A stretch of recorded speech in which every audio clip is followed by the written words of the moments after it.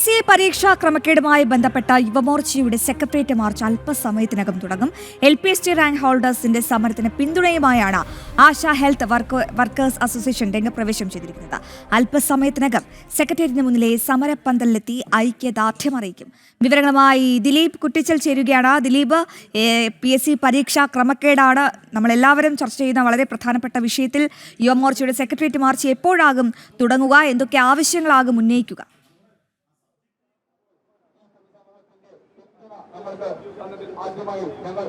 അശ്വതി, അല്പസമയത്തിനകം തന്നെ രക്തസാക്ഷി മണ്ഡപത്തിൽ നിന്നാണ് യുവമോർച്ചയുടെ സെക്രട്ടറി മാർച്ച് നടക്കുക. ഞാനിപ്പോൾ നിൽക്കുന്നത് LPST സമരപ്പന്തലിന് മുൻപിലാണ്. LPST സമരപ്പന്തലിൽ ഇപ്പോൾ ആശാ ഹെൽത്ത് വർക്കേഴ്സ് അസോസിയേഷൻ പിന്തുണ പ്രഖ്യാപിച്ചുകൊണ്ട് ഈ സമരപ്പന്തലിൽ എത്തിയിരിക്കുകയാണ്. അതിൽ ഏറ്റവും പ്രധാനപ്പെട്ട കാര്യം അത് തന്നെയാണ്. പ്രത്യേകിച്ച് ഏകദേശം 32 ദിവസം പിന്നിട്ടിരിക്കുകയാണ് ഈ LPST റാങ്ക് ഹോൾഡേഴ്സിൻ്റെ സമരം. സർക്കാരിൻ്റെ ഭാഗത്തു നിന്നും യാതൊരുവിധ അനുകൂല സമീപനവും ഇതുവരെ ഉണ്ടായിട്ടില്ല എന്താണ് ഏറ്റവും ഖേദകരമായ കാര്യം. ഇന്ന് എന്തായാലും ഈ സമരസമിതിയുടെ നേതാവ് എന്ന് പറയുന്ന വളർമതി ഇന്ന് 8 ദിവസമായി ഈ നിരാഹാര സമരം അനുഷ്ഠിക്കുകയാണ്. ഇന്ന് 25 പേരാണ് ഇന്ന് നിരാഹാരം അനുഷ്ഠിക്കുന്നത്.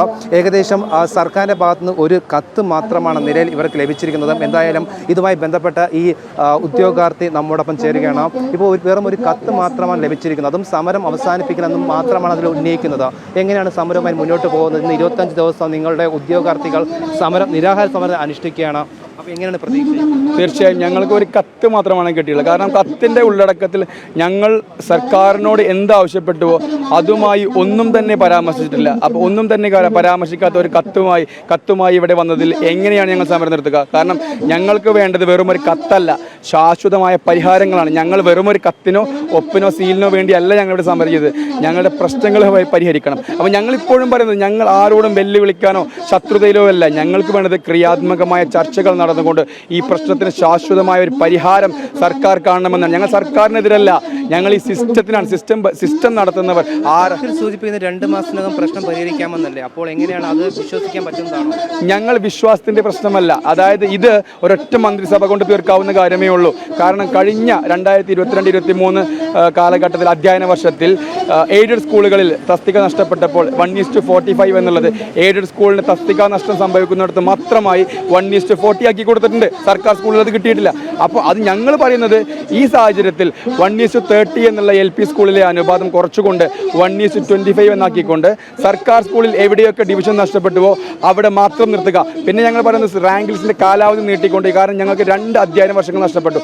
അപ്പോൾ ഞങ്ങൾക്ക് മുമ്പ് വന്ന ലിസ്റ്റിൽ നിന്നും എത്ര പേർ കയറിയോ അത്രയും പേർക്ക് ഞങ്ങളുടെ ലിസ്റ്റിൽ നിന്നും നിയമനം കിട്ടണം എന്നുള്ളതാണ് ഞങ്ങളുടെ ആവശ്യം. പിന്നെ ഞങ്ങൾ പറയും ഹെഡ് ടീച്ചർ വേക്കൻസി, നിലവിൽ ഹെഡ് ടീച്ചർ വേക്കൻസി സർക്കാർ സ്കൂളുകളും എയ്ഡഡ് സ്കൂളുകളുമുണ്ട്.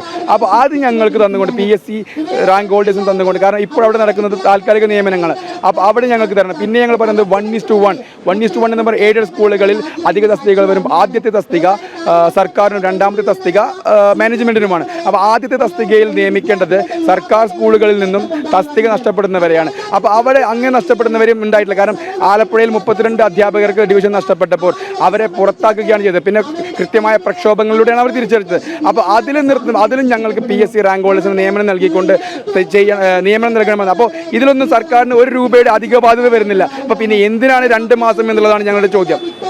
തീർച്ചയായും ഉദ്യോഗാർത്ഥികൾ പറയുന്ന ഏറ്റവും പ്രധാനപ്പെട്ട കാര്യം അത് തന്നെയാണ്. പ്രത്യേകിച്ച് നമുക്കറിയാം, അതായത് ഉദ്യോഗാർത്ഥികളുടെ വളരെ ന്യായമായ കാര്യമാണ്. സർക്കാരിൻ്റെ ഭാഗത്തു നിന്നും യാതൊരുവിധ അനുകൂല സമീപനം ഇതുവരെ ഉണ്ടായിട്ടില്ല. ഇപ്പോൾ വളർമതിയാണ് ഇപ്പോൾ ഏകദേശം 8 ദിവസമായി ഇവിടെ നിരാഹാരം അനുഷ്ഠിക്കുകയാണ്. ഇന്നു മുതലാണ് 25 ഉദ്യോഗാർത്ഥികൾ ഇവരെ നിരാഹാര സമരം ആരംഭിച്ചിരിക്കുന്നത്. നമുക്കറിയാവുന്ന പോലെ തന്നെ ഈ വാർത്ത നമ്മൾ ഒട്ടനവധി തവണ റിപ്പോർട്ട് ചെയ്ത കാര്യം തന്നെയാണ്. പ്രത്യേകിച്ച് കഷ്ടപ്പെട്ടാണ് പഠിച്ച് റാങ്ക് ലിസ്റ്റിൽ പേര് എത്തിയത് പോലും, എന്നിട്ട് പോലും സർക്കാരിൻ്റെ ഭാഗത്ത് നിന്ന് യാതൊരുവിധ അനുകൂല സമീപനവും ഉണ്ടായിട്ടില്ല. അതിൽ ഏറ്റവും എടുത്തു പറയാൻ ഏറ്റവും പ്രധാനപ്പെട്ട കാര്യം എന്ന് പറയുന്നത്, മുൻപ് പ്രതിപക്ഷ സ്ഥാനത്തിരുന്ന VD സതീശൻ എന്താണോ പറഞ്ഞത് അതിൽ നിന്നും മറ്റൊരു നിലപാടാണ് ഇപ്പോൾ മുഖ്യമന്ത്രി ആയപ്പോൾ അദ്ദേഹം സ്വീകരിച്ചത്. മുൻകാലങ്ങളിൽ അദ്ദേഹം പറഞ്ഞത് ഈ സമരം നടത്തുന്ന ഉദ്യോഗാർത്ഥികളുടെ അല്ലെങ്കിൽ സമരം നടത്തുന്ന വ്യക്തികളുടെ ആവശ്യം എന്താണെന്ന് അടക്കമുള്ള കാര്യങ്ങൾ കണ്ടെത്തി പരിശോധിക്കുമെന്നാണ് കഴിഞ്ഞ തവണ, അതായത് പ്രതിപക്ഷ സ്ഥാനത്തെ സമയത്ത് VD സതീശൻ ഉന്നയിച്ചത്. പക്ഷേ മുഖ്യമന്ത്രി ആയപ്പോൾ യാതൊരുവിധ സമീപനം.